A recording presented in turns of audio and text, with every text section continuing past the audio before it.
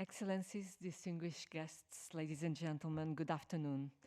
I hope you have been enjoying the several sessions at the Regional Committee, and it's my pleasure to welcome you here today on the first ever side event dedicated to prison health.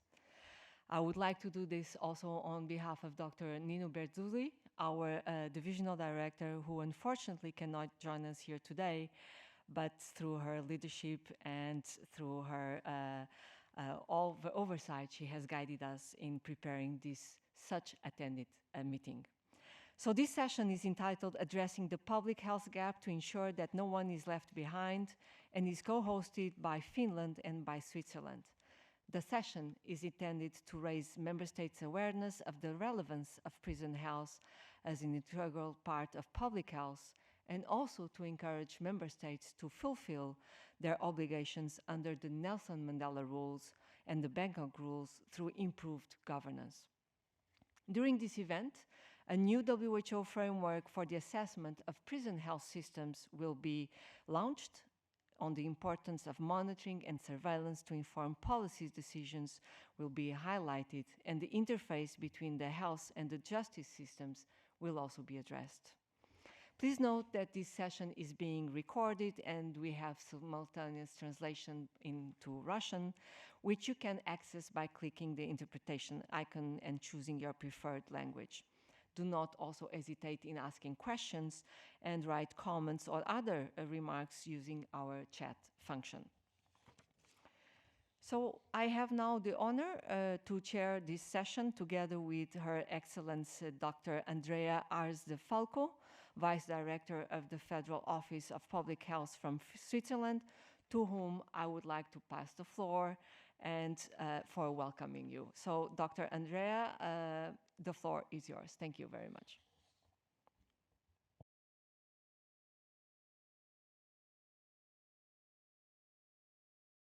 You're muted.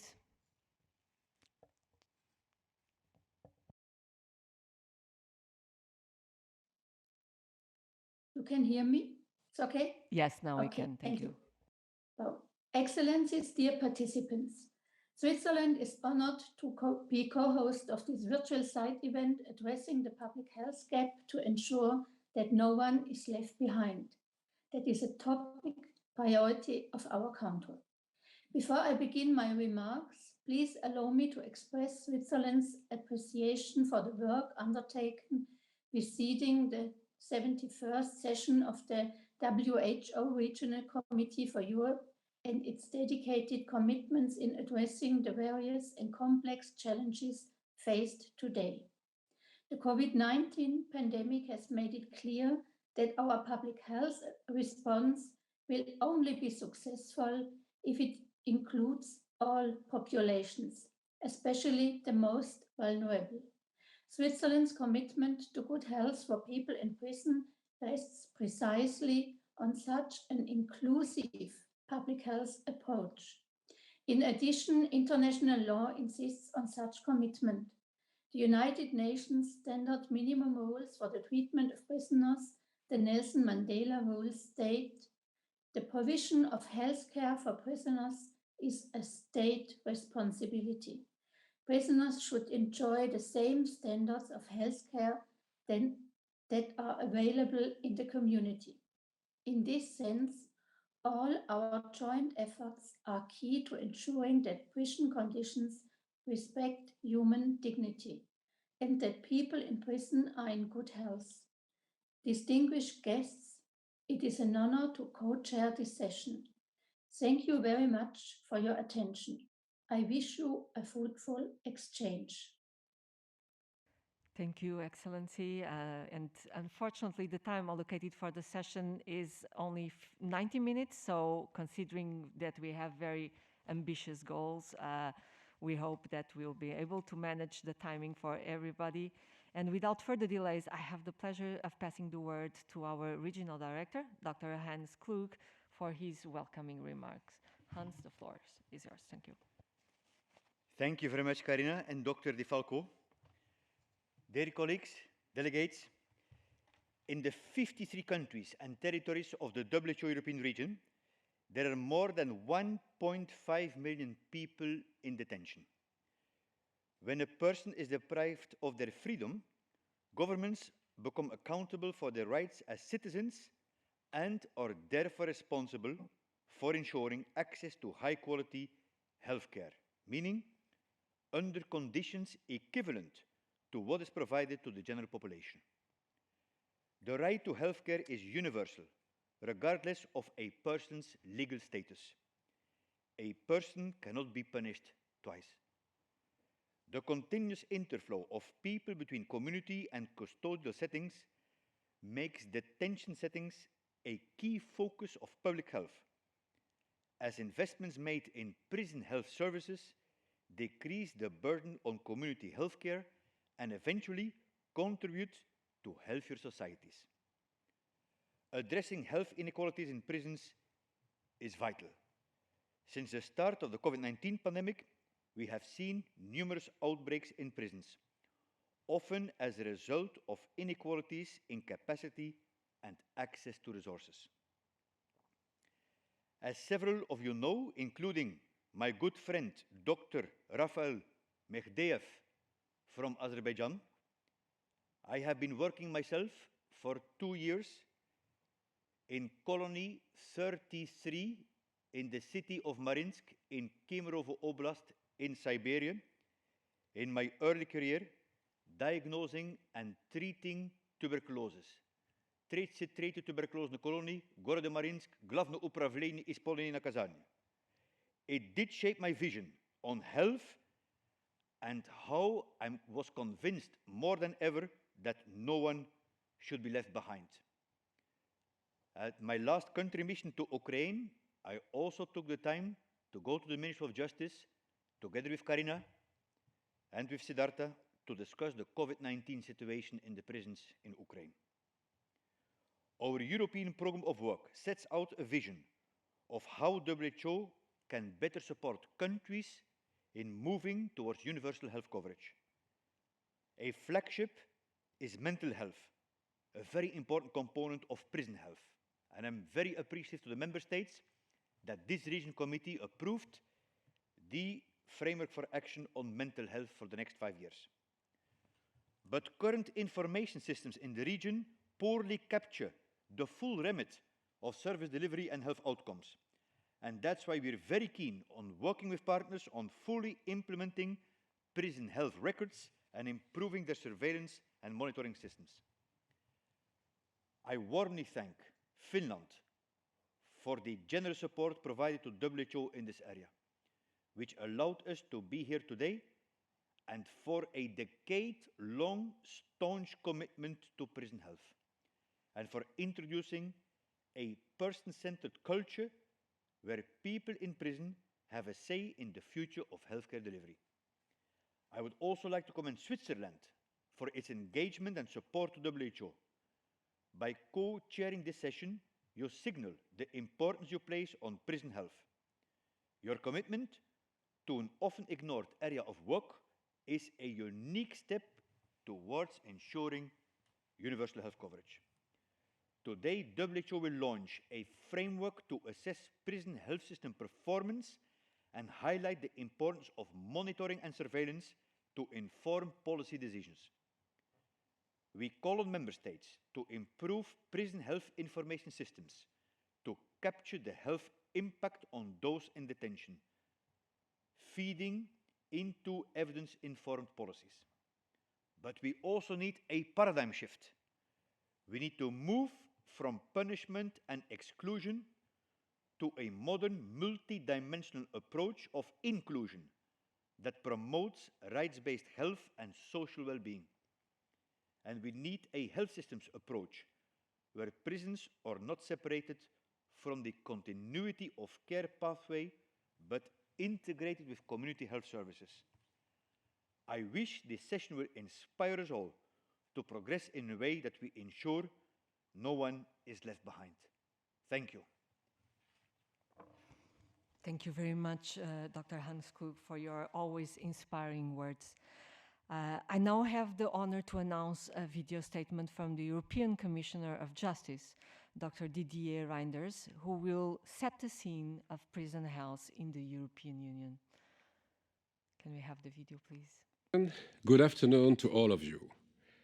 I would first like to thank Dr. Kluger for his invitation to take the floor today, and to thank also our Finnish and Swiss hosts.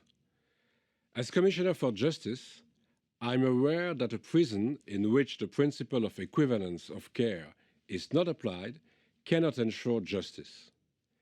Health in prisons is a concern for justice departments, as it is for national health services.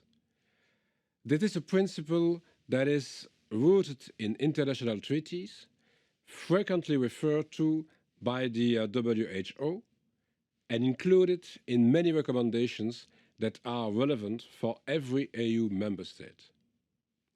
But it is not always applied in practice, including in the European Union. There is often a lack of integration between health services in the prisons and the care and health support services which operate outside. Continuity of care is particularly important when we are dealing with vulnerable populations, which may be suffering, for instance, from chronic or communicable disease or from mental health issues.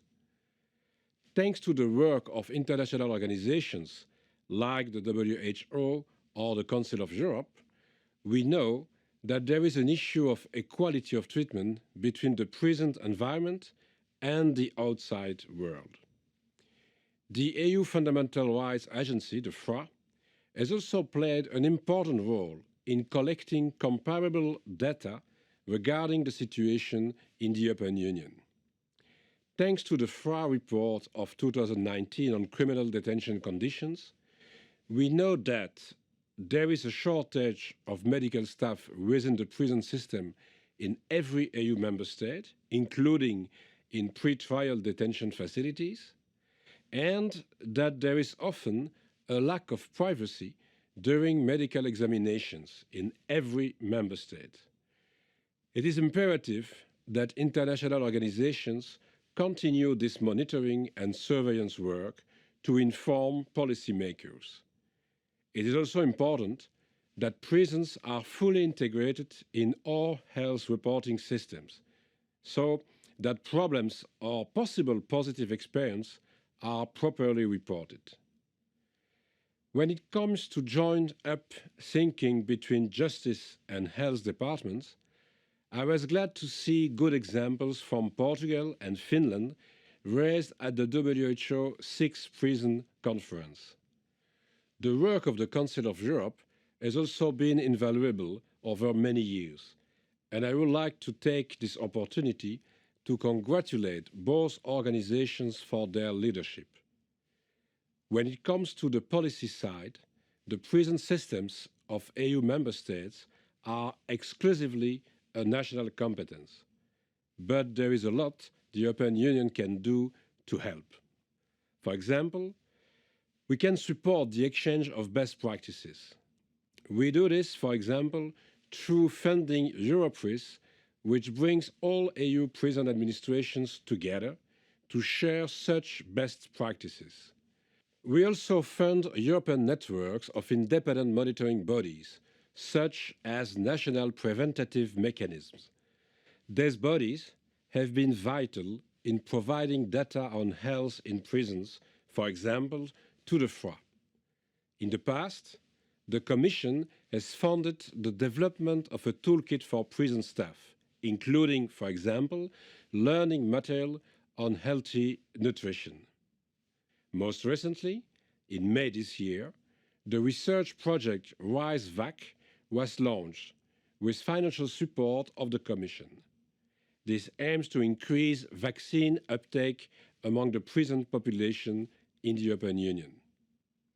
Indeed, the coronavirus pandemic has further underlined how problems in the prison systems, such as overcrowding and the huge number of people in pretrial detention, impact health in prisons. To reduce contamination risks, the use of open regimes in combination with electric monitoring or early release for specific categories of prisoners with low security risk has relieved the burden. We should further encourage these practices. With regards to the pre-trial detainees, they account for between 20 and 30% of the EU prison population. Alternatives to pre-trial detention, such as electronic monitoring or an obligation to report to the police, are not enough used in practice.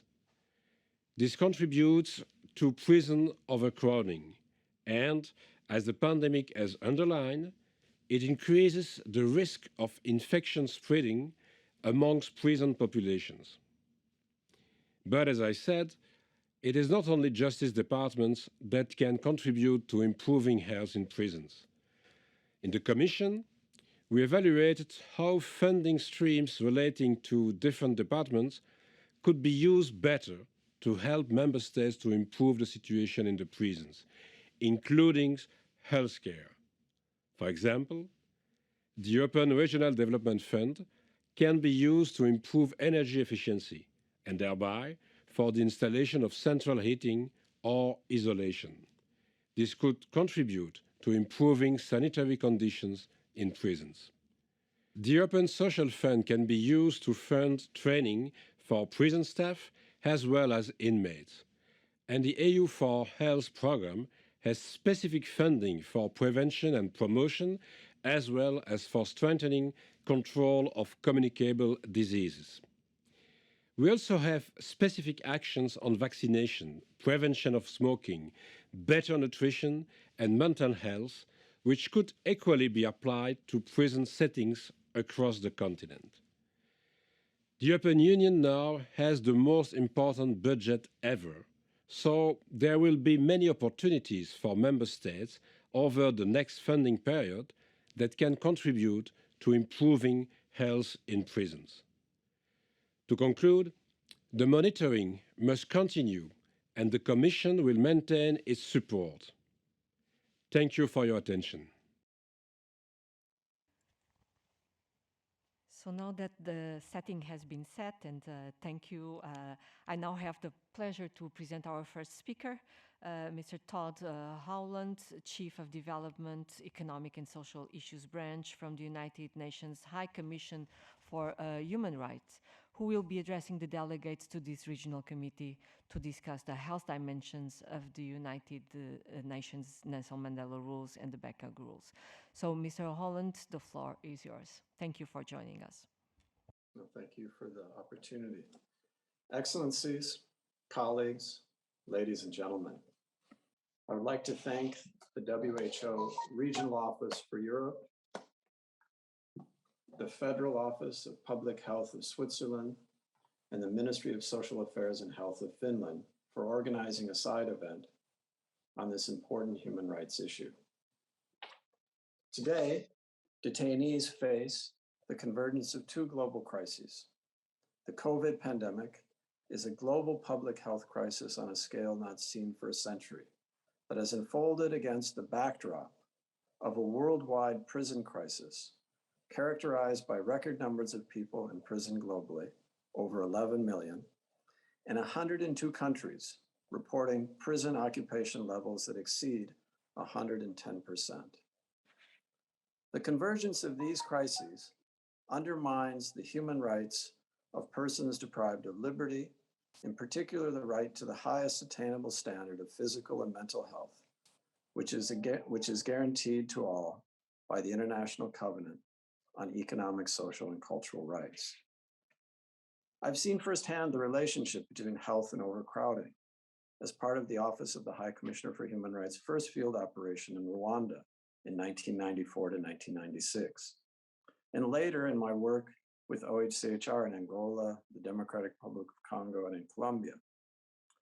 In Rwanda, I ran the technical cooperation efforts that included monitoring of prison conditions and technical support to the government to deal with the crisis it had in its prison post-genocide. It demonstrated the problems of reticence among donors to work on prisons from a human rights perspective, how we in the UN were prevented by our own procedures from doing what was urgent and necessary, and also how a fragile state that had too many very real priorities to deal with immediately left this behind. The relationship between overcrowding, on both physical and mental health, was evident and tragic the minute one stepped into any detention facility. Overcrowding creates enormous pressure on prison administrations and the resources allotted to prison health. States may not be able to achieve full implementation of the health dimensions of the Mandela and Bangkok rules without addressing the ongoing global prison crisis that is characterized by over-incarceration and overcrowding. In the context of COVID-19, numerous states successfully adopted measures to reduce their prison populations in accordance with OHCHR and WHO guidance by adopting non-custodial measures and releasing certain categories of low-risk detainees. These examples demonstrate that this can be done. It is in this respect, in her recent report on the administration of justice, the High Commissioner makes a series of practical recommendations that states can implement to reduce overcrowding in detention centers, which is essential to ensure the right to health of persons deprived of their liberty. Prior to the pandemic, record numbers of detainees were living in increasingly overcrowded conditions, which progressively restricted their access to hygiene and healthcare, conditions in which infections and communicable diseases spread easily in overcrowded detention facilities due to poor hygiene and sanitation. In a 2019 report on violence, death, and serious injury in situations of deprivation of liberty, the High Commissioner identified inadequate conditions of detention, as well as lack of access to healthcare as factors contributing to deaths in detention.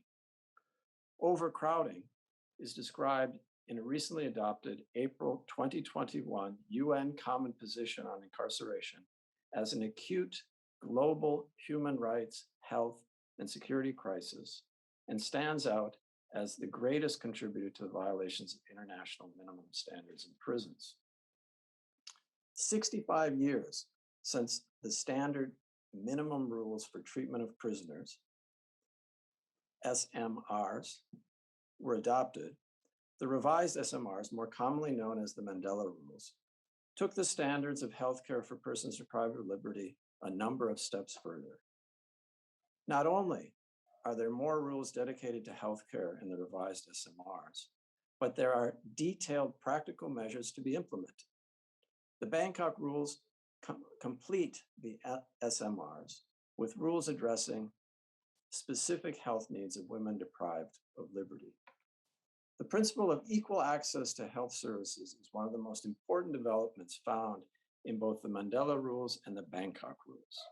The inclusion of this principle gives effect to the obligation of states to respect the right to health and ensure equal access to all persons, including prisoners and detainees, to preventative, curative, and palliative health services. In this respect, the Mandela Rules provides that prisoners enjoy the same standard of health care as in the community. And the Bangkok Rules establish that gender-specific healthcare services are at least equivalent to those available in the community. In addition to the rules addressing healthcare services, the Mandela Rules address other issues, in particular, conditions of detention, which have an important impact on the health in prisons, including mental health. These include rules on standards of accommodation, hygiene, physical exercise, food, and contact with the outside world. The Mandela Rules and the Bangkok Rules are important tools for the United Nations departments and agencies and the UN Human Rights Mechanism to promote the respect of the right to health of persons deprived of liberty. Indeed, both instruments are regularly referred to in concluding observations of the various treaty bodies addressing both access to healthcare and conditions of detention. Reports of the High Commissioner for Human Rights on detention also regularly recommend to states to give full consideration to the Mandela Rules and Bangkok Rules. Finally, references to both instruments can be found throughout the 2021 UN Common Position on Incarceration in relation to health in prisons and in the upcoming revised Istanbul Protocol on documentation of torture and other cruel and inhuman degrading treatment. As the High Commissioner has stated, More can be done to end over-incarceration that directly translates to improved health conditions, including releasing everyone detained without sufficient legal basis, including political prisoners, and the adoption of non-custodial measures and releasing low-risk detainees. I thank you for your attention. Thank you very much, Mr. Holland, and thank you for highlighting how overcrowding is a greater contributor for the human rights violations and the need to really address these overcrowding conditions, and as well to shift the paradigm, because there are indeed many options that governments could take to ensure that we reduce number of people in prison. So thank you very much for that. I have now the pleasure to introduce our next speaker, Mrs. Regula Mather, President of the National Preventive Mechanism of Switzerland, who will be talking about the health ministry working with the experience of working with the national prevention mechanisms and how Switzerland is doing this. So you have the floor, Mrs. Mather. Thank you.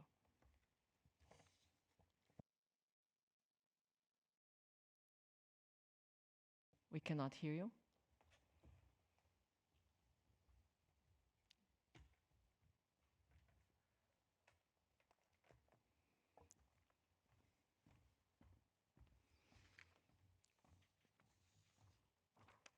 Can we do it from here?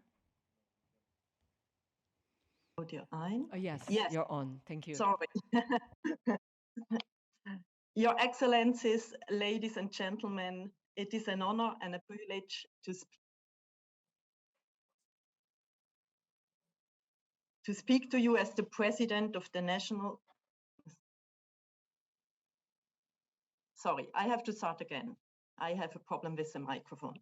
Your Excellencies, ladies and gentlemen, it is an honor and a privilege to speak to you as the President of the National Commission for the Prevention of Torture.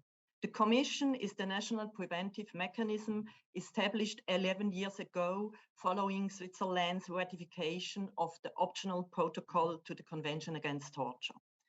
Monitoring availability of and access to health services in detention facilities has been an essential component of our activities since the establishment of the Swiss preventive mechanism. With financial support from the Federal Office of Public Health, we have managed to put a greater focus on this issue over the past 4 years. The Commission works at both the practical and policy levels. We conduct monitoring visits to individual detention facilities. Over the past 4 years, we have conducted over 25 visits to a range of places of detention. At the policy level, we have published 2 thematic reports on health services available to the detainees. We also convene an expert working group, including health practitioners from the main Swiss prisons, representatives of the judicial enforcement services, and the Federal Office of Public Health. Independent monitoring of places where people are deprived of their liberty is essential to assessing whether healthcare in detention is in line with the international standards as mentioned in the previous speech. As experts, you know that health monitoring includes assessing detainees' health, the healthcare services available to them, and the general conditions of detention which impact health directly and indirectly. For our monitoring purposes, we have unrestricted access to all places of detention and to detainees' personal and medical files. During the first 2-year project cycle, we focused on issues of informed consent, medical entry exams, and the quality of information about and control of epidemic disease. Discussions with detained men and women helped us understand these issues and identify other thematic priorities. For instance, while we knew that rates of psychiatric illness are higher in prisons, our interviews confirmed the urgency of ensuring regular and easy access to mental health services. So over the past 2 years, we have focused on access to mental health services, but also on the recognition of and response to women's specific health needs. We included the current basic psychiatric care to be insufficient. Particularly, there is need for action in suicide prevention, and the gender-specific needs of women are only taken into account to a limited extent. After nearly 4 years, what has our health monitoring program achieved? First, we have progressed towards the equality of care at each place of detention we have visited. Where this principle was not respected, we have pointed out the gaps.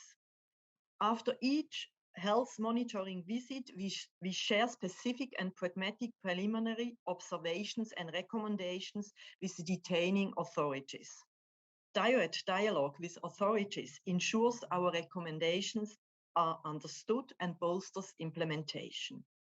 Our monitoring scheme is flexible enough to allow us to revisit any place of detention that raised concern. We have already done so twice this year. Second, our thematic report on health services in detention has provided a national point of reference. It summarizes the main findings of our visits, contains recommendations for further improvements, and outlines good practices. These general recommendations are applicable to all places of deprivation of liberty in Switzerland. We see that there is a broad effort to implement them, including in facilities we have not visited. Third, the expert working group has provided a national platform for exchange on issues of health in detention, in particularly on the priorities set for each project cycle. Last year, however, the working group provided also an important platform to discuss issues related to the pandemic, thus going beyond what the working group was established for.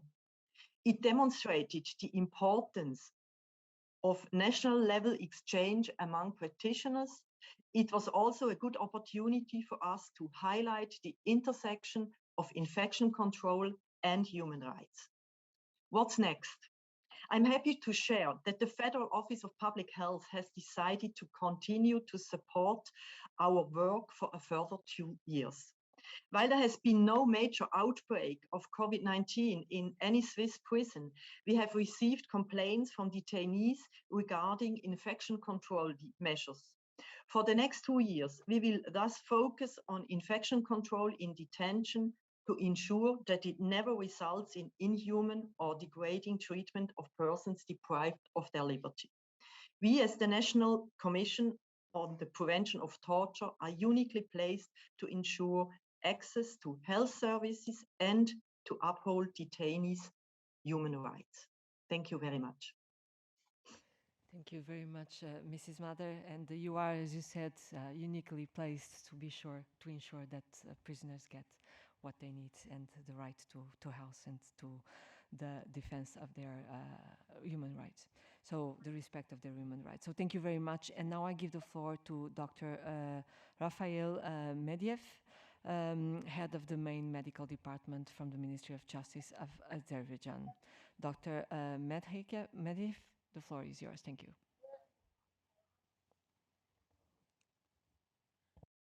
Добрый день, уважаемые друзья. Я приветствую участников параллельной сессии, 71-й сессии Европейского регионального бюро ВОЗ.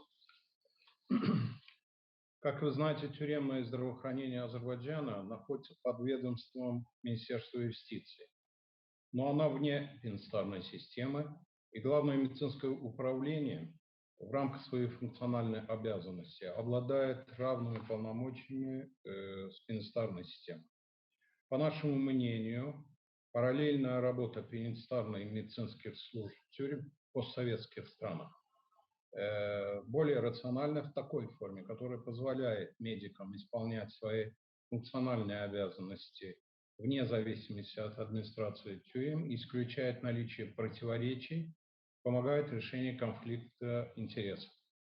Следующий слайд, пожалуйста. Тюремное население Азербайджана Просьба следующий слайд. Тюремное население Азербайджана на май 2021 года составляет 208 человек на 100 тысяч населения. Значит, вы поторопились, дали следующий слайд.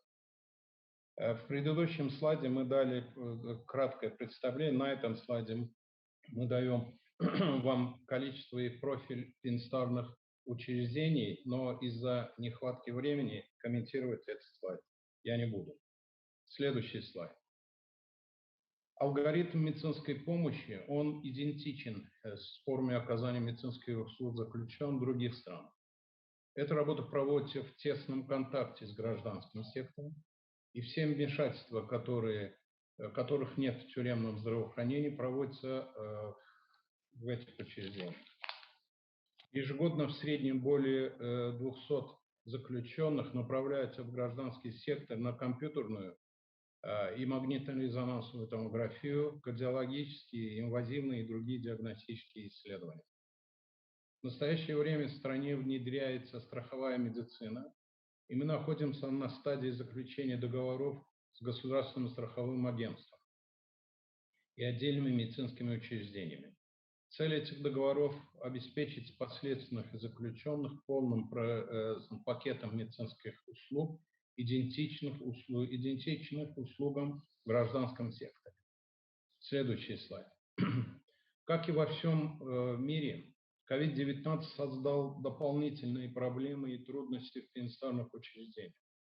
С самого начала пандемии ситуация в тюрьмах Азербайджана находится под контролем правительственных и медицинских структур. Осуществлен комплекс административных мероприятий по борьбе с вирусом. С целью ограничения инфекции указом президента освобождена большая группа заключенных старше 65 лет. В отношении некоторых изменена мера пресечения и прекращено уголовное преследование. Есть большая группа условно-досрочно освобожденных и помилованных. Группа инфицированных лиц освобождена по гуманитарным соображениям.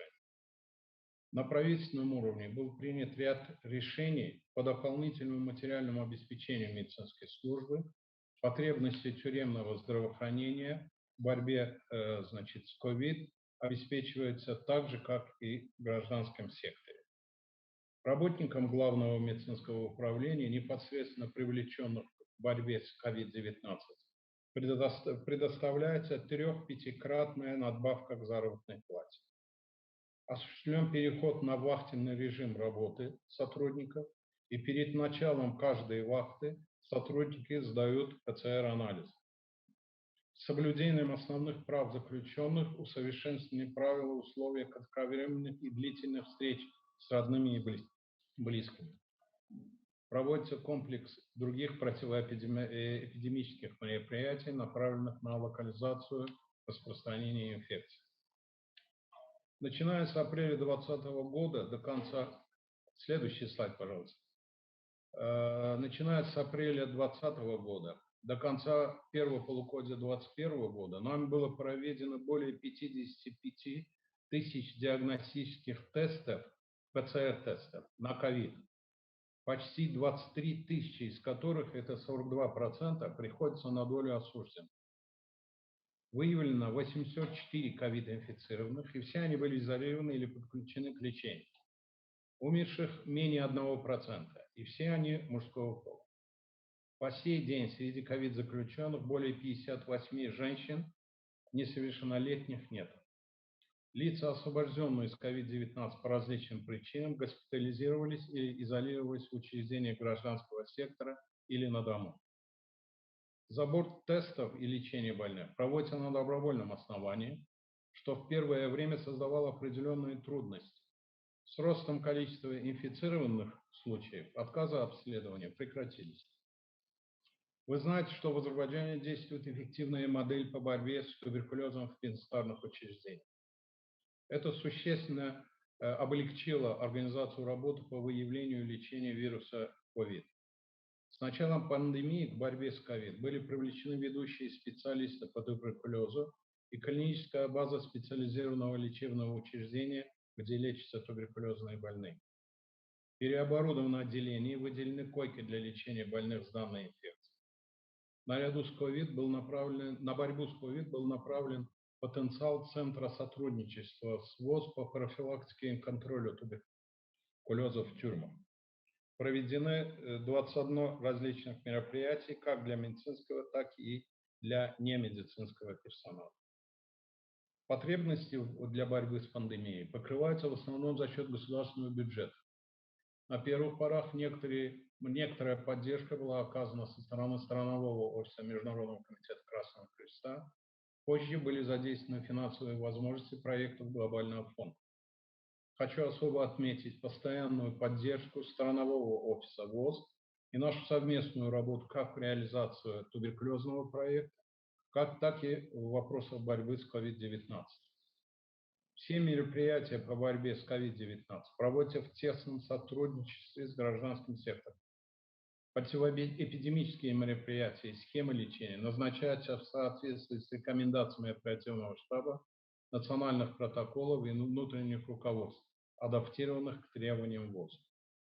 Данные о диагностике и результатах лечения вносятся в единую страновую базу, что обеспечивает прослеживание процесса и статистическое обобщение.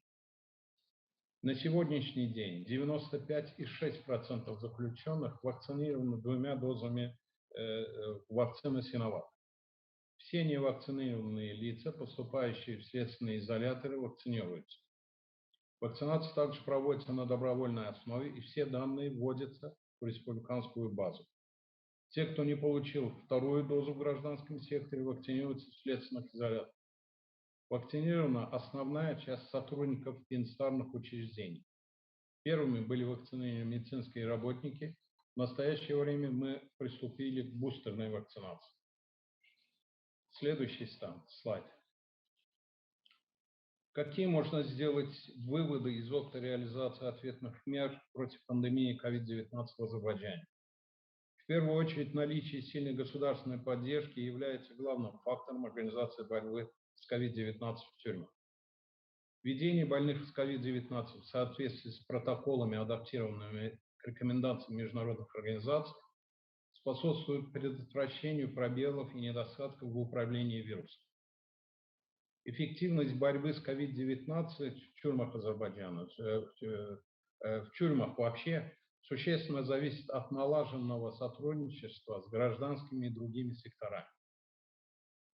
Привлечение медицинских работников туберкулезной программы в наших условиях значительно облегчило борьбу с COVID-19. А наличие Центра сотрудничества с ВОЗ в тюрьмах способствовало осведомленности как медицинского, так и немедицинского персонала в вопросах профилактики и управления COVID-19. Эпидемиологическая ситуация в настоящий момент в пенитенциарной системе Азербайджана стабильная. Наблюдаются отдельные случаи заражения COVID. Сегодня мы думаем о создании специализированного учреждения кислородной станции, что облегчит нашу работу. В то же время требуется систематическое совершенствование информации и ведение большой разъяснительной работы среди заключенных по мере изменения ситуации с COVID. Спасибо за внимание. Спасибо большое, Dr. Merdiev. COVID-19 has really been a test to our countries and to their capacity to be prepared for epidemics and to be able to respond. And for sure, prisons were not an exception. So the relevance of having information has certainly been crucial for contact tracing. And we know that for some prisons, this has been a challenge, while for others, they were actually prepared and could collect data. And surely it made us understand how important it is to have well-prepared information systems that can capture the data. So thank you very much. And our next speaker is the State Secretary to Minister for Social Affairs and Health of Finland, Mrs. Eija Makipa, who will be presenting to us the Finnish experience. So Mrs. Makipa, please, the floor is yours. Thank you very much. Thank you. Regional Director, Excellencies, dear colleagues and friends. Finland is pleased to co-host this side event together with Switzerland. I am delighted to join the panel discussion on this important issue. Prisons require special attention in the planning and implementation of public health measures. At the same time, universal health coverage, health equity, and health promotion are critical across the society for people in prisons and beyond. WHO plays an important normative and technical role in supporting member states on the issue. Finland has supported WHO's work on prisons health in the past years. Finland's approach on prison health is based on the principle of normality, whereby all prisoners have access to similar health services as the rest of society. Prisoners' services are provided by the government instead of communal provision.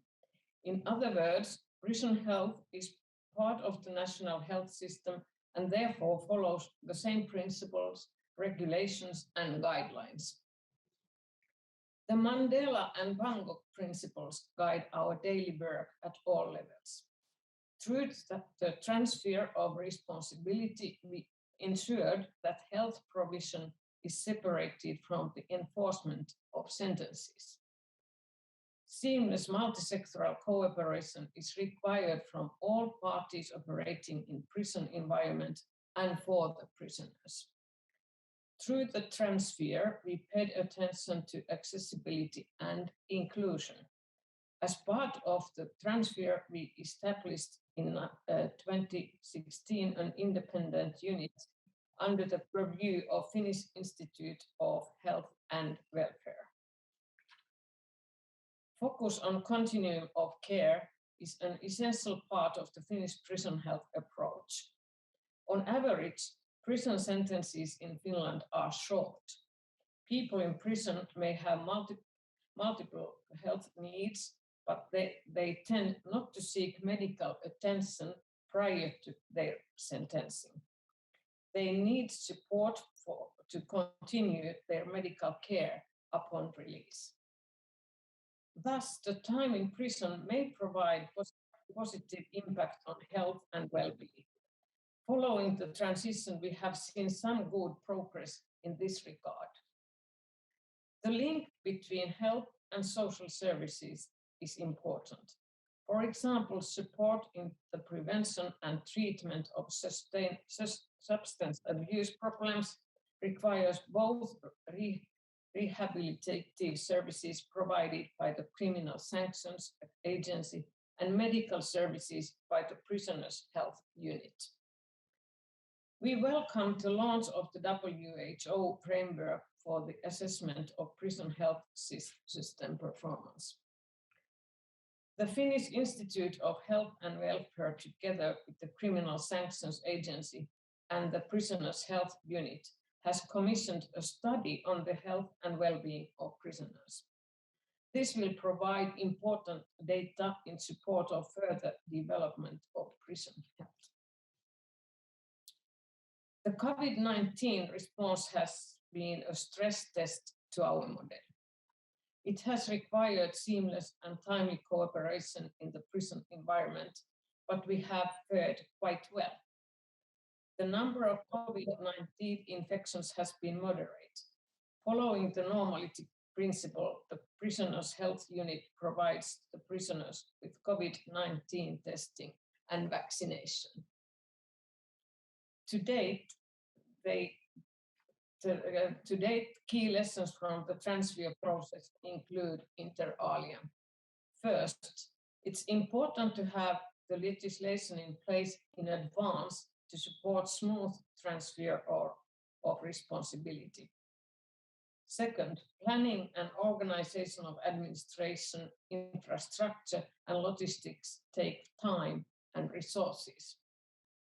Third, due diligence is key and must be done well in advance to the transition, and that parties involved are positively committed to the process, which was the case in Finland. Overall, the Finnish transfer of prison healthcare into health sector has been successful. Of course, there have been challenges as well.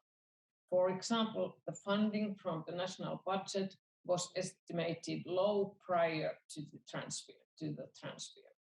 This has resulted in the need for ongoing efforts to secure sufficient level of funding to cover the actual demands. In 2021, the Prisoners Health Unit adopted a new patient-centered strategy for the years 21-25. The strategy lays out a clear vision at the end of a prison term that person's health and functional capacity are better than prior to prison, and he or she is empowered to take care of one's health and well-being. Patient-centered approach, competent and committed workforce, and innovation, as well as the continuity of care, are some of the key elements in the strategy. Health services can also contribute to the reduction of exclusion and crime in the society. International cooperation is also important. The implementation plan of the strategy is currently being prepared. Systematic and continued efforts are necessary to strengthen prison health. We believe that such efforts are also contribute to social cohesion and resilient, inclusive societies and to the achievement of health-related sustainable development goals. Thank you. Thank you very much, Mrs. Makipa, for sharing this very rich experience. I had the opportunity to visit some prison facilities in Finland, and we also had the opportunity in WHO to document the key elements also of this transition model from the justice sector to the health sector. So it is a very interesting model. Thank you very much for sharing it with us. And I am now going to announce the launch of the new WHO framework for assessing prison health system performance. This is a very important document that aims at raising awareness on the importance of investing in health information and to provide the member states with guidance on how to effectively monitor and do surveillance so that we can have data that can inform policy decisions and improve health of all people in prisons. So with this, I'm now giving the floor to Dr. Filipa Azevedo Alves da Costa for her presentation. Filipa, the floor is yours. Thank you very much. Thank you very much. Good afternoon, ladies and gentlemen. And I am very honored to present to you a small glimpse of the new WHO prison framework, a framework to assess the performance of prison health systems. Can I have my first slide, please? So, as it was highlighted throughout this session, information is crucial. And currently, even though WHO HIP has been recognized as the United Nations hub for prison health information, we feel there's an enormous gap in this area. And it will be impossible to draw the path if we don't know the holes it contains. So this means we need to develop standardized ways to measure prison health and monitor progress in policies and practices implemented. Next slide. So in developing the WHO prison health framework, 5 priorities were identified. 1, to strengthen prison health information systems. 2, to monitor health service provision. 3, to track performance. 4, to obtain valid and reliable measures of the health status of people living in prison. And finally, to conduct intersectoral work for better performance and outcomes. Next slide. So various frameworks to monitor and measure healthcare delivery in a standardized way have been proposed both by WHO and other entities. And these are most useful to compare the effectiveness of different policy approaches and their impact on system performance.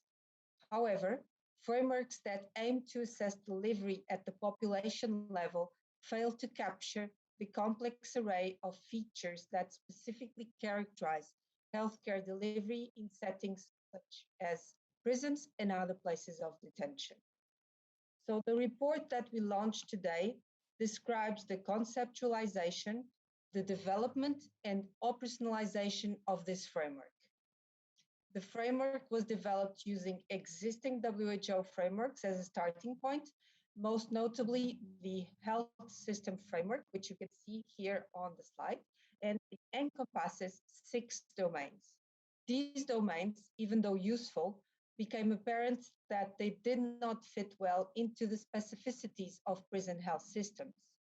Some of them were, however, retained, using different terminology or placed differently to better represent the prison health systems, and can all still be discerned in the WHO prison health framework. The components of all frameworks have been evaluated, the extent of their relevance and the areas that needed to be emphasized by consulting with a broad range of external and internal WHO stakeholders to ensure that this framework accurately reflects core health system elements while taking into account factors that are unique to the prison context. Next slide.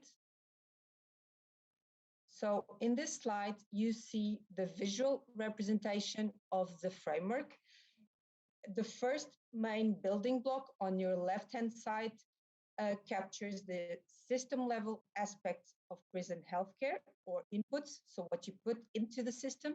The second block captures delivery aspects of prison healthcare or outputs, and these building blocks are in turn modified by 2 influencing factors: prison environment and health behaviors. And these modify the way the system's inputs and outputs translate into health outcomes. Ultimately, all these elements impact on the health outcomes block. Finally, you can see 2 circles on the image, and these are 2 cross-cutting principles that by definition are associated with all these building blocks and influencing factors. These cross-cutting principles have been identified as specific to the prison context and influence all major domains. So they are adherence to international standards for human rights and good prison health, and reducing health inequalities and addressing the needs of special populations. Next slide. So information systems across the European region is crucial for the development of evidence-based policies. And the WHO Prison Health Framework is expected to support member states in systematically measuring and documenting the performance of their prison health system, and of course also the health status of their prison population at country level, thereby helping to ensure that all people in prison enjoy the highest standards of health, regardless of their religion, political belief, or economic and social condition. The EPW is an opportunity to reorient health systems, reinvent primary healthcare, and rethink priorities. And this, of course, extends to prison health. We hope you download this document and use it to implement change in your country's prison health system. Last slide, please. And this will mean that the black holes will have disappeared by 2025, and prison health will become fully integrated into public health. Thank you. Thank you very much, Dr. Azevedo. Thank you for sharing with us this important document that we are launching, and the importance for having a prison health system that captures the information which is needed for policy decisions. So we are now pleased to present a short film. This film is going to highlight the right to health, that the right to health is a human right, as clearly expressed by WHO in its constitution, noting that this right is for all, regardless of their race, religion, political belief, economic or social condition, and of course, of the legal status. The film describes improvements in the prison health system, and you will see with me that this is an important message that we'll get out of this film. So if we can have the film now, please.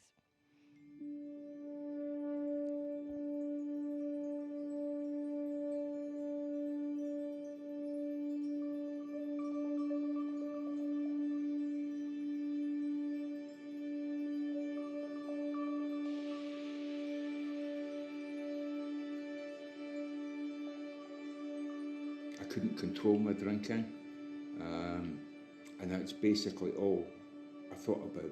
Everything that I did was geared towards getting money for alcohol. For me, it didn't matter where I got that money, as long as I got that money and I could feed my addiction. And I ended up living on the streets, all within 6 months. It was very rapid, the descent. Healthcare, when I was in prison initially, I will say was very poor. You had jails where people were suffering from mental health problems, they were committing suicide, they were self-harming. The system was failing these people, so it all had to change. But so much work has been done in prisons, in that the healthcare providers, if the inmate does not want to come to the centre, then they will go to him and meet him or her, and most times they sit and they just listen. And the mere fact that somebody listens to someone is a great healer, and it also helps break down the barriers that are in place. So the stigma is slowly being removed. It didn't just change overnight. It had to be planned, and it would tackle one area at a time. If you come right up until today, you have mental health teams in prisons to help people. You have clinical psychologists. You have drug and alcohol practitioners, and you can bring in guest speakers. You can do an awful lot of things that didn't happen before, and this has to do with the authorities changing their attitude to the whole health setup, when they realise that we have to do something. We have to show that we dare to care. Healthcare is a fundamental right for people. You know, whether you're on the street or you're in prison, every single person has got that right to access good healthcare.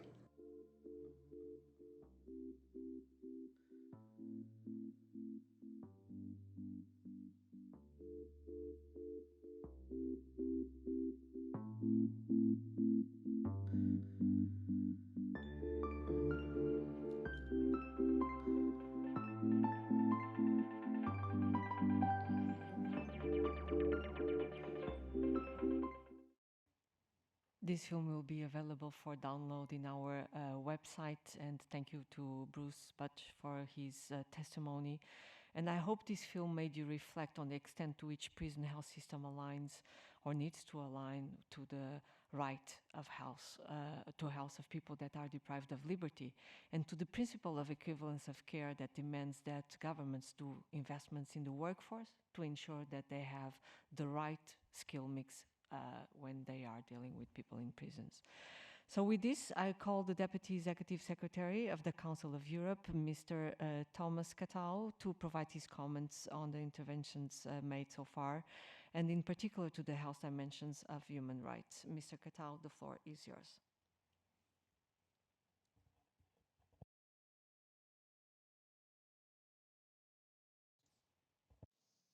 Good afternoon from Strasbourg. Good afternoon. You can go ahead.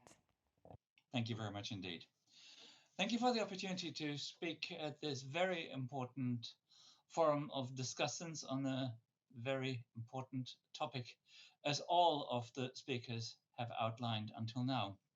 The Council of Europe and its drug cooperation platform, the Pompidou Group, have been addressing the issue of health, and in particular drugs and prison, for a long period of time in cooperation, in close cooperation with the World Health Organization, in particular with the Health in Prison Program.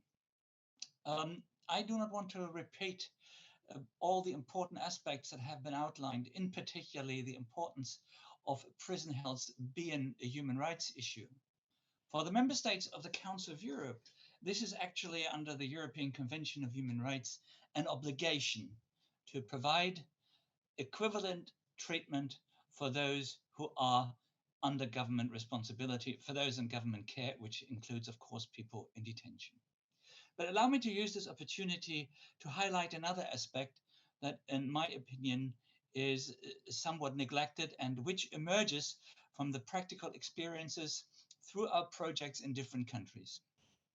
In those places where it was possible to enhance and improve prison health by providing services, health services and treatment that is equivalent to what is available in the community, and which, as far as it is possible, reaches the state of the arts in medical sciences, we not only observe a positive impact on the side of the inmates, but at the same time, and this is interesting, while the health situation improves, we have noticed that also the overall atmosphere in a prison, the relationship between the prison guards, the prison governor level, does change to the positive, which was a very interesting observation. We have received comments from prisons, and allow me to quote, saying, ever since we introduced this program, we thought which would only benefit the health of the inmates, we saw that the relations inside the prison between the prisoners and the guards, but also amongst the guards and the hierarchy, had improved. So what we can learn from that is that whilst often it is seen human rights improvement entails extra costs, we see there is also extra benefits that one might not anticipate. There is often intended results and intended consequences, but there is sometimes also positive, unexpected results. One of these is that an improvement of prison health can lead to an overall improvement to the humanity of the system. The Pompidou Group is committed to work along these lines with its member states, as well as the civil society, and last but not least, the people who have the lived experience to work and include the people who are at the time temporarily living in prisons, to include their points of view and their ideas in the process of elaborating further what is needed to go down to, as you say, leave nobody behind, also not in prisons. Thank you very much for your attention, and best regards to everybody from Strasbourg. Thank you very much, Mr. Catao, and thank you for very important points. As you mentioned, it's not just about the health of the people that are in prisons, but it is the impact that it has in the overall system. And thank you for really putting this, forward. And now I give the floor to Professor Lopez Acuna from the Andalusian School of Public Health and senior advisor also to WHO Health in Prisons program, so that he can also provide his comments. Daniel, the floor is yours. Thank you.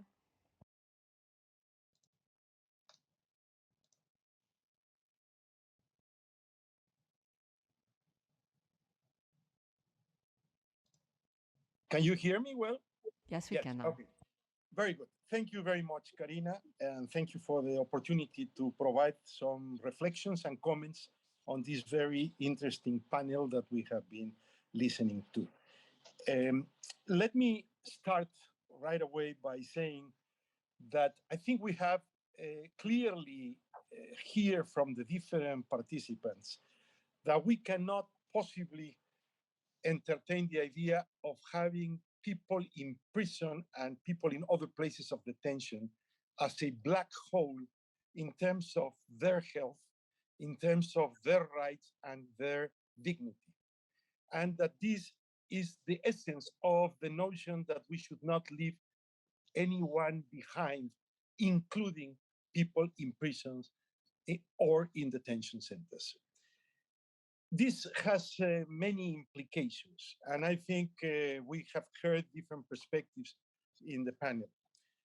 Certainly, we heard the very critical importance, both from the regional director, Dr. Hans Kluge, as well as from the Commissioner of Justice of the European Union, on the relevance of the intersectorial collaboration and joint action between the health system and the justice system to ensure that we move in the right direction. This is not a matter of either or, justice or health. We need a dovetail of efforts of both systems, regardless of who has the primary responsibility of providing the care for the people in prisons or in detention centers and for ensuring the health of this population. So this is a very important thing. And of course, this encompasses as well the collaboration of the multilateral organizations, and several of them have been present or represented here, both at the European level and at the global level. Now, also very important has been underscoring, as the representative of the High Commissioner for Human Rights did, the underscoring of the fundamental international standards, the Mandela rules, the human rights and the dignity condition that influences enormously the way in which we approach the organization and the delivery of the health and healthcare of people living in prisons or in detention. And he highlighted, and it's a very important thing, the big issue, the structural issue of the overcrowding that we have in many prisons. But similarly, in addition to the overcrowding, we have a problem of not sufficient adherence to the rights, to the standards in terms of dignity, in terms of equivalence of care, and the fact itself that not always we go ahead with an approach that considers prisons in health and detention centers as people that are in a silos. I think we should contemplate very clearly the relevance and the importance of these international standards. But at the same time, I think several of the presenters highlighted that standards and rules are critical, principles are critical, but they are not enough. We need action to make them happen, to make them implement the true activities that need to bring about the dignity and the quality of the care, and to ensure that no one is leaving behind. So in this, let me just conclude my remarks by bringing your attention to the fact that a little less than 2 years ago, WHO European Regional Office, with the government of Finland and with the collaboration of Public Health England, convened a 6th prison health conference in Europe under the title of Leaving No One Behind. And I would encourage you to take a look to the Helsinki conclusions that have underscored several of the points that were highlighted in this briefing. The need of taking a public health approach to prisons health, and not only an approach of remedying with a band-aid the health problems that we observe in prisons. Preventive and health promotion approaches with a clear indication that we need to look at the risks and prevent the risks. Secondly, that there is an importance of governance of the public health efforts to ensure the equal standards for prisons and community care, for ensuring the continuity of care, and for ensuring that we base our design of policies and practices in evidence. And in that regard, this is why it's so important what Filipa presented and Karina was underscoring, this framework for assessing the performance of health and health systems in prisons health, which will be able to give us a standardized approach to look at processes that can be improved and have a common effort in the European region, all countries members of the European Regional Office, to move forward in terms of an agenda for improving prisons' health. The last point I would like to make is that in the different presentations, it was clearly identified how the pandemic of COVID-19 has highlighted the fact that on one hand, we needed clear preparedness, prevention, and control of COVID-19 in prisons and other places of detention. And it was important in this sense to have WHO regional office with the partners developing guidelines early in the pandemic to support the effort to deal with and face the situation of COVID-19 in the countries of the region. But also, I think it's been very important to understand that this is a continuum, what happens in prisons and what happens in the community, and that we need to ensure a comprehensive public health response, especially in situations of pandemics like this, where prisons' health becomes essential and the health of the people in prison and in other centers of detention become critical in the extent that they constitute a vulnerable group that can enhance and amplify the transmission of a disease like COVID-19. And then we have a threat to their health, but also a threat to the health of the community. So therefore, the importance of understanding the continuum and the need of working together to leaving no one behind has been, in my perspective, very clearly underscored with the different presentations. Thank you very much for the opportunity for commenting, and I stop here.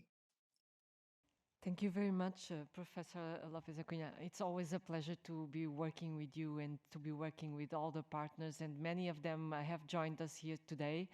I see many of the steering group members of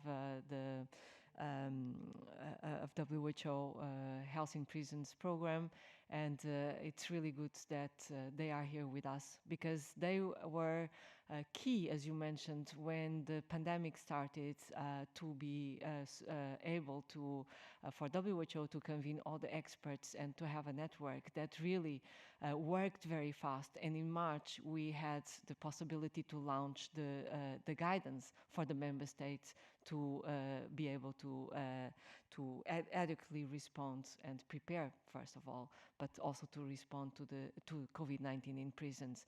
And with that, we also had the possibility to start collecting data, and we thank the member states also that have been collaborating with WHO in sending us all the information, all the data in a weekly basis that allows us also to closely monitor with them the situation and to support them whenever we see outbreaks that are going on, to have our teams immediately in the ground. As Dr. Klude has been saying, you know, we are supporting country work, we are supporting our member states in the ground to make sure that we can respond to the health needs. So thank you all the partners and all the agencies that are here with us joining in this meeting. And as you highlighted, prison health is public health. We need to shift our approaches to prisons. We need to make sure that we have a public health approach, a humans-based approach, but also a public health approach, so that we do not have a piecemeal of interventions and do the necessary which is needed to make sure that people in prisons have the right to health. And with that, you know, I was in looking at the chat, but also thinking, we have recently launched the Pan-European Cancer Movement, United Action Against Cancer, in our office. And this has brought us to a lot of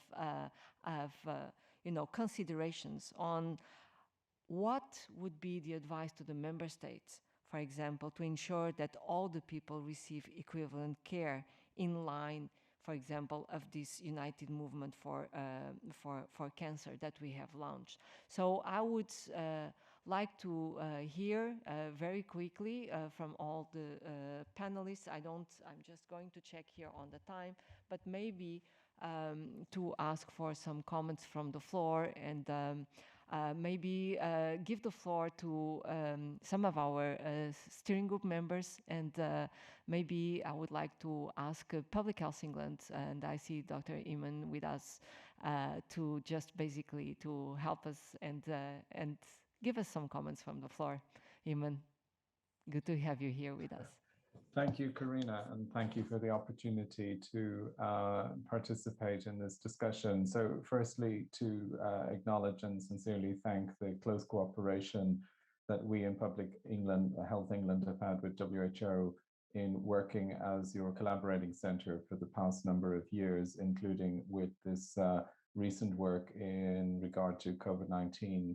And the pandemic response has certainly highlighted some of the challenges we already knew existed in managing prison health, but has also shone a light on the things that we need to do going forward. We have long argued that prison health is public health, and we have long argued that including the health of people in prison is an important public health objective for any national system. So we really welcome this framework. We look forward to working with partners internationally in implementing it. And as Public Health England stands down and the new United Kingdom Health Security Agency stands up, we intend to promote further the work that we're doing in partnership to improve prison health throughout the globe, and also to ensure that the work that we're doing is informed by the best evidence, the best data, the best intelligence. And this is a joint enterprise that we need to take on board globally in order to improve the health of the most vulnerable people in these most challenging settings. Thank you. Thank you very much for being so brief. And as you highlighted, we need to do this globally. I mean, we have been collecting the data. We have been working on in the European region and supporting the member states, but we are very much aware that this needs to be a work that we are doing jointly and at the global level, where we see also the worrying trends, increasing worrying trends, and overcrowding, as already was mentioned here, which will have a huge impact, of course, on the health of the people in prisons. And I think I would like also to highlight what was mentioned, the importance of the guards, of the personnel working inside these settings, including the health workers that during COVID-19 were also there and very much exposed and in the front line, making sure that we were supporting the vulnerable populations that also needed our attention. So for them, to them also our very big thank you. We have now another video, and I would like us to follow now with the next video. Thank you.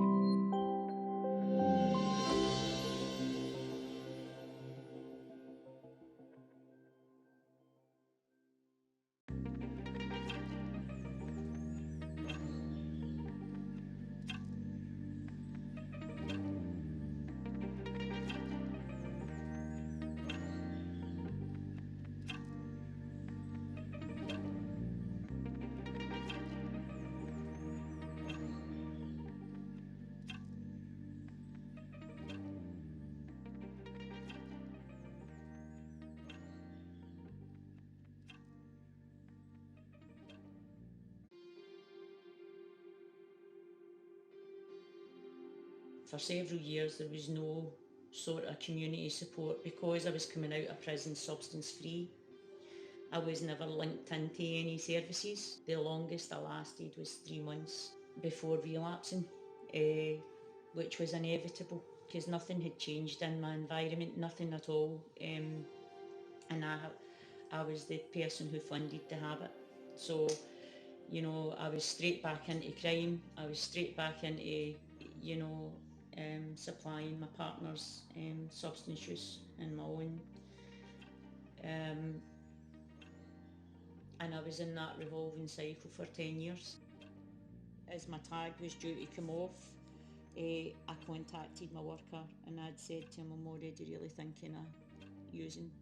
I need your help. So within that, he came out and seen me the next morning, and he said, right, okay, we'd spoke before about a community day programme. He says, we'll go down and we'll see about registering you within their community day programme.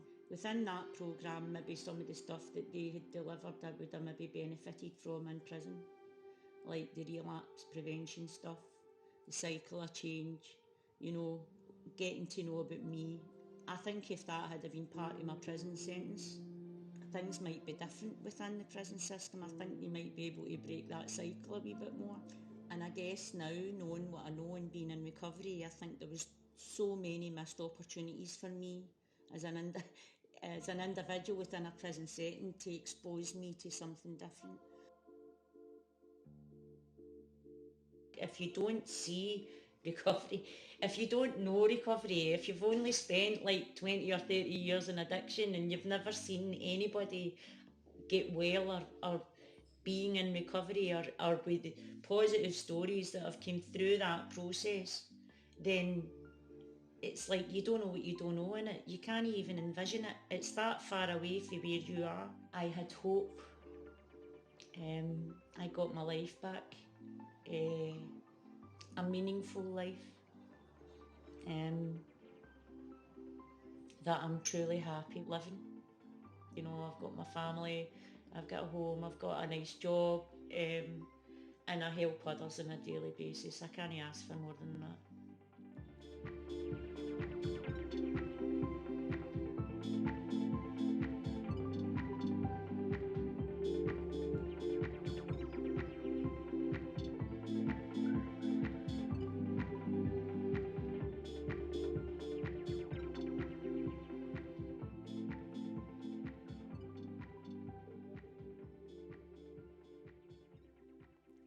Thank you, Margaret, for sharing your story with us and for letting us know that there is hope and there is a life beyond drug use and that you can get it back. So thank you for that, and thank you for giving hope to many of the people that do not have that opportunity and are still inside prisons where they should be diverted to other types of solutions. And we hope to see this coming through as we move in this area. We are now at the end, finalizing our events and also finalizing the 71st session of the Regional Committee. And therefore, I would like to give the floor to our Regional Director for his closing remarks. Dr. Klug, the floor is yours. Thank you for joining us. Thank you, Karina. Do you hear me? Yes, perfectly. Thank you. That's wonderful. And dear colleagues, I was following the session throughout. You know, this is the advantage of the virtuality. So I really hope that you have enjoyed the film. There was one very important word, hope. In fact, as I was telling, I was working for 2 years in the prisons in Siberia. That was with Médecins Sans Frontières, implementing tuberculosis control program. And one of the things that the Russian doctors and nurses taught me was Nadezhda umирает последняя. The hope dies the last. So the word hope really struck me. And it made us reflect on how we can further strengthen our prison health systems and to offer the opportunities for people with drug disorders to rehabilitate while being in the prison system and to be able to continue then their recovery once released. But this message can also be interpreted more broadly and should leave us all contemplating opportunities for enhanced continuity of care, regardless of the health conditions at stake. And it's exactly on those notes that I'd like to conclude this side event on prison health. The main conclusions from the plenaries and the discussions is that a strong commitment from member states and partners and civil society is needed to strengthen the prison health information systems in the region in order to then develop evidence-informed policies. Healthcare available to people deprived of freedom in our region has improved, but there are still gaps in ensuring care in certain areas, notably in the prevention and management of non-communicable diseases.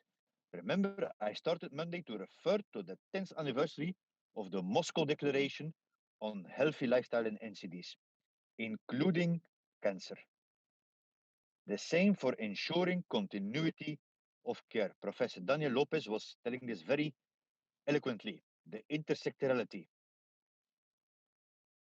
We all discussed the challenges of imprisonment, notably I heard overcrowding, which was stressed during the pandemic, which led to reflect on alternatives to incarceration. I always say that the biggest breakthrough we had when I was working in the Russian Federation with tuberculosis control in the prisons was when there was the reform done in the prison system, which led to a drastic decrease of overcrowding, that the general conditions improved. That is the best disease prevention and control. Although WHO has been advocating for ministries of health to govern prison health, we also know that different arrangements can meet the local needs. So again, collaborative agreements and intersectoral action to ensure universal health coverage. What matters most now is to reflect on these conclusions and act on them, from the what to the how. And together, we will be keen to design national policies and procedures to implement. Ladies and gentlemen, I have to congratulate you all for your incredible stamina, because this is not only the last technical briefing, it is the final session of the 71st Region Committee. A very productive, exhausting week. And I'm proud that you really were there until the end. Me too, I'm on the way to the airport, but I was following throughout. We have, remember what I told Monday, we have the compass. The compass are the Sustainable Development Goals. 17 wonderful goals to ensure a better and more sustainable future. We have a toolkit, which is called European Programme of Work. Thank you to the member states for having approved already 2 of the 4 flagships, the European Immunization Agenda 2030 and the Mental Health Coalition. 30 September in the morning, I'm going to launch with the Queen of Belgium, the pan-European movement on mental health. Prison health to be part of it. We discussed at the Region Committee opportunities to reorient health systems. The big innovation of the year, the Monti Commission report, to rethink policy priorities in the light of pandemics, to reinvent primary healthcare as the cornerstone of strong health systems and resilient health systems. And all of this includes prison health. We also discussed how to make WHO Europe, the regional office for Europe itself, more fit for purpose. I believe in a WHO walking the talk. We have to be fit for purpose ourselves, and we're reflecting on our institutional resilience.